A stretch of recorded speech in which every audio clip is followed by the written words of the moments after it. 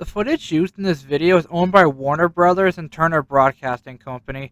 Please support the official release by buying the DVDs, Blu-rays, or watching on streaming services. Thank you. Hi, so today we're going to be looking at the next live-action Ben 10 movie. That one being Ben 10 Alien Swarm. A movie I don't really remember liking when it first came out. Like with Secret of the Omnitrix, I loved that from the get-go. Race Against Time, it was just cool for the novelty that it was live action, but this movie, I never saw it as much, and I don't really remember the plots because, like, when I compared it to the previous movie, like, when I was a kid, with the first movie, there was 5 transformations if you counted Eon, but with this movie, there was only 3. Which disappointed me when I was a kid, so I kind of just brushed this movie off. And the thing that kind of makes it worse is the fact that the first movie's budget was only $5 million. Well, this one was 40, so... yeah, I'm not exactly looking forward to watching this one again, so let's just start the movie and see how things go. The movie begins in the same small town as the last movie, that being Bellwood, where we actually see a pretty spot-on recreation of Kevin's car from the show. Yeah, just a little heads up, this movie takes place after Season 2 of Ben 10 Alien Force. Anyways, we see him go to an abandoned warehouse where he meets up with a guy trying to sell alien technology on the black market. However, the guy tells him he has no idea what it is or what it does, and since it's alien technology, he thinks Kevin will just buy it off him, no questions asked. And before he does decide to make a deal, he decides to ask some of his friends about it. And those people happen to be Ben and Gwen. And after taking a quick look at what appears to be nanochips, they notice that the Omnitrix is not responding well to it. As well, one of the dealers outs them as plumbers, and when the dealer takes her helmet off, she appears to be a girl named Elaine that Ben and Gwen recognize, despite the fact she was not in the show. She then tells him that she actually set this all up on purpose to find her father, who is also a plumber, who also went missing, and his disappearance is connected to the nanochips they were about to sell Kevin. And right on cue, the chips start activating, remotely by some guy watching over them, and it's here after they break free that we see that the people who made this movie went the extra mile to actually animate Kevin and Gwen's powers, and they look okay. And it's also here that we finally see Ben transform for the first time, and this time, of course, is Big Chill. Okay, so we have our first transformation now, and it actually looks really good. Like, remember, in the last movie, the transformations were varied. Like, some were okay, one was pretty decent, one was pretty god-awful, but this one, yeah, the effects for this one definitely are a step up from the last movie, so... yeah, I'd say we're off to a good start so far. Ben then goes on to freeze them, which appears to work, then goes after the guy who's supposedly controlling them, but unfortunately he gets away. So they make their way to an auto shop, which actually has a secret entrance into a plumber base, and when they get in, they start analyzing the nanochips, and unfortunately, when they go to look at them, they're not working anymore, and they can't seem to trace who they belong to or who activated them in the first place. As well as learning that these things are technically a living organism, which leads to Ben having an argument with Gwen about whether or not they should go see Elaine and hopefully ask her for context on what's going on. And it's around here where Grandpa Max comes in, where after seeing the chips, he admits to them that he did encounter them in the past, but before he can elaborate, they hear an alarm, and when they go to see what it is, they see that it was actually Elaine, who Grandpa Max is not really that welcoming towards. She once again does plead for their help, but no one is willing to help her except for Ben. And after getting thrown out, Ben and Gwen then ask for some context as to why he doesn't trust her. So he ends up telling them that her dad's name was Victor, and that when he was a plumber, at some point he actually stole technology from their vault, and the technology happened to be the nanochips that attacked them at the beginning of the movie. And Ben does try to tell him that what happened was her dad's fault and not hers, but Max is standing his ground and forbids Ben from seeing her. So he refuses and meets up with her on a motorcycle, wearing the jacket that he's actually been wearing at this point in the show. Then we cut to the man in the trench coat from earlier in the movie, where we see that he is, in fact, Elaine's father, and that he's also using the nanochips, they're called nanites by the way, to take control of people. But for what exactly? Then we cut to Elaine taking Ben to an abandoned building, which was actually one of the last places her father went to before going missing, and while going inside, they're unaware that he's still there watching them. And after they're in the clear, he takes more of his minions that are being under the control of the Nanite, carrying containers into a van with the label "Ship It" on it. Trust me, this will be important later. We then cut back to Ben and Elaine, who enter a lab where, after some investigating, they find some notes that indicate that Victor might have been upgrading the nanites, as well as finding a bunch of receipts to the same company labeled on the van outside. And right as they figure this out, they get ambushed by more of Victor's minions, and just like last time, when Ben tries to use the Omnitrix, it doesn't exactly respond well to the nanites. So instead, they try to make a break for it, and once they get outside, they get cornered again. And then, out of nowhere, Ben somehow figures out the Omnitrix has been acting weird around the nanites is due to the fact that it's trying to scan them. Granted, this isn't completely out of nowhere. Like, there was a moment in the original show where it did scan some aliens to gain new DNA. Then, through some fiddling, he causes a shockwave to come out of the Omnitrix, buying them just enough time to escape. Well, I guess that's one way to save money on an action sequence.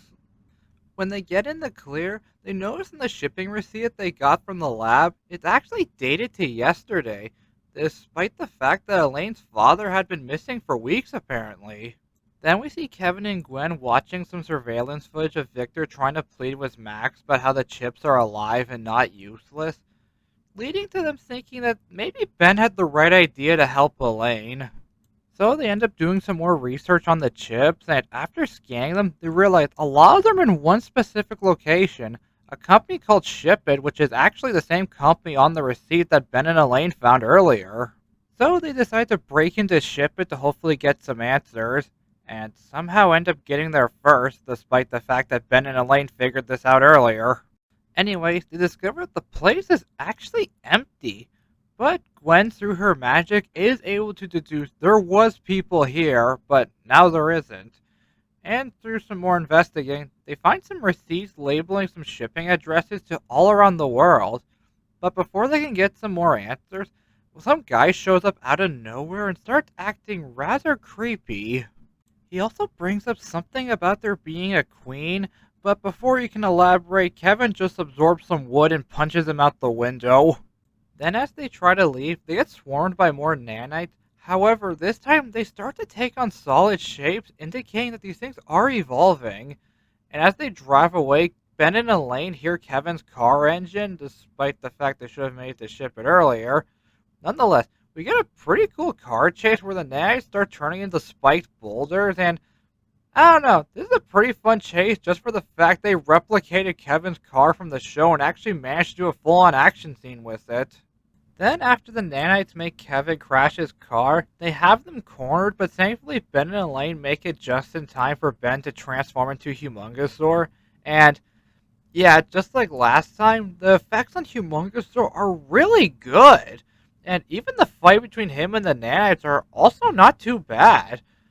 And yeah, it's a little weird how Ben kind of acts like a mindless monster without mentally being there like he is in the show, but the fight comes to a funny end where he uses Kevin's car as a weapon to take them out.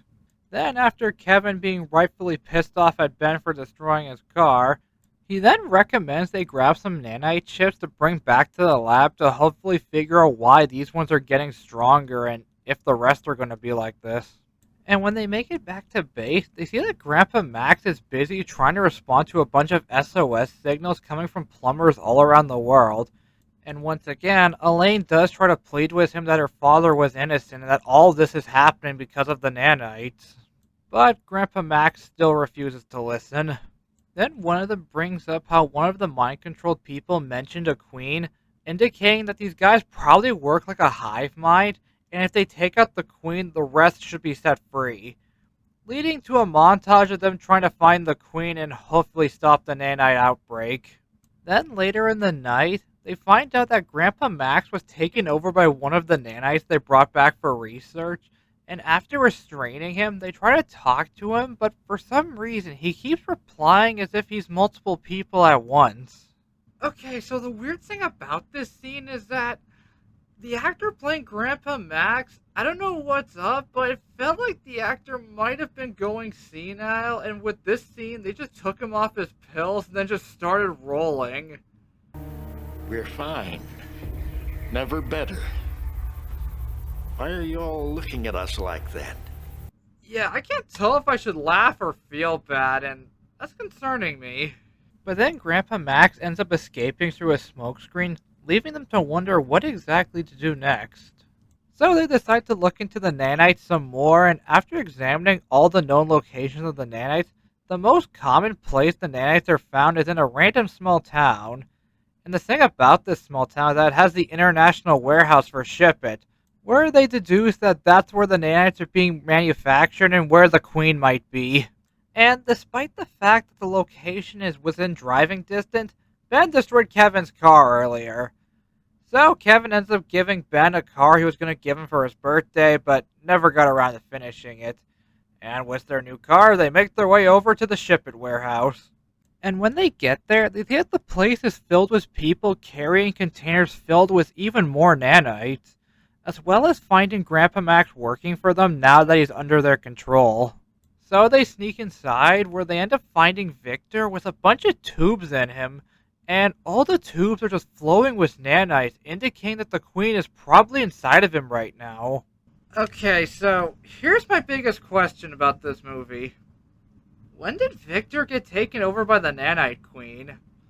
I only ask this because no one else in the movie questions when it happened. Like, yeah, Elaine brings up their dad's been missing for a while, but yeah, the movie never gave us specifics on when exactly all this started proper. Like, yeah, Grandpa Max said he stole some of the nanites from the plumber vault, but he said it was to research them, and if the queen were to look so different from the rest, wouldn't that be enough of a reason for the plumbers to look into it more? I don't know. I feel like this is the movie's big problem, at least to me. It doesn't seem to explain enough, and the runtime is not that long, frankly. So then Ben brings up how the Omnitrix was scanning the nanites and gets the idea that if he turns into one of them, he could potentially face the queen head on. But Kevin and Gwen try to talk him out of it just for the fact that these things are part of a hive mind, and if Ben were to become one of them, he could easily get taken over. But they end up getting spotted, leading to Ben transforming into his new alien for the movie, Nanomech. And thankfully he hasn't been taken over yet, leading to him shrinking down into Victor to fight the Nanite Queen once and for all. And the fight with the Nanite Queen is kind of horribly edited. I don't know why, but there's so many fast cuts that's kind of a headache to follow. Despite that, Ben is able to land a finishing blow on the Nanite Queen, destroying her once and for all. Until we see her again in an episode of Ben 10 Ultimate Alien, but that's a story for another time. And with the Queen destroyed, everybody gets set free, Grandpa Max and Victor reconcile, and everyone drives off into the sunset, ending the movie. And that was Ben 10 Alien Swarm, and frankly, comparing it to the last movie, I think I like them both equally. Because with the first movie, despite being live action, it did feel like a classic episode of Ben 10. And this one, despite some obvious problems, it does in a way feel like I'm watching an episode of Ben 10 Alien Force. At least from the first two seasons. Season 3 was And granted, with the larger budget, you'd think they would do a grander story, but no, they just do a simple mind control zombie type storyline. And yeah, we do get some alien fights, but with how it's written, it feels more like they're obligated to do them instead of actually wanting to do them. Then again, that's just my opinion. And like the last movie, I do see it as forgettable, but unlike the last one, I think this movie ranges in the so bad it's good category. Yeah, I know, with the first movie, the acting wasn't too great, but most of the main characters were child actors, so I can forgive them. But this movie, with the bigger budget and the fact that the cast is much older, you would expect better, but not really. Like, the two that stand out to me are Grandpa Max and Kevin. Max, well, I think he did an okay job. Granted, the scene where he's hypnotized is much funnier than I think it should be, as well as I think the actor from the last movie did a better job for him. And Kevin, he was just fun to watch, and I think he was the most on point out of all the characters in this movie. And yeah, that's pretty much it. Like, if you're a fan of Ben 10 Alien Force, I think you should try this movie. Yeah, I know it's not for everybody, but it's not that long, and it's not a complete waste of time. Like I said before, some of the events that happen in this movie take place later, or at least have relevance later in Ben 10 Ultimate Alien. So with that, I thank you for watching, and come back next time where we look at the next movie, which for some reason didn't adapt Ultimate Alien, but instead went back to the original series. That being Ben 10 Destroy All Aliens.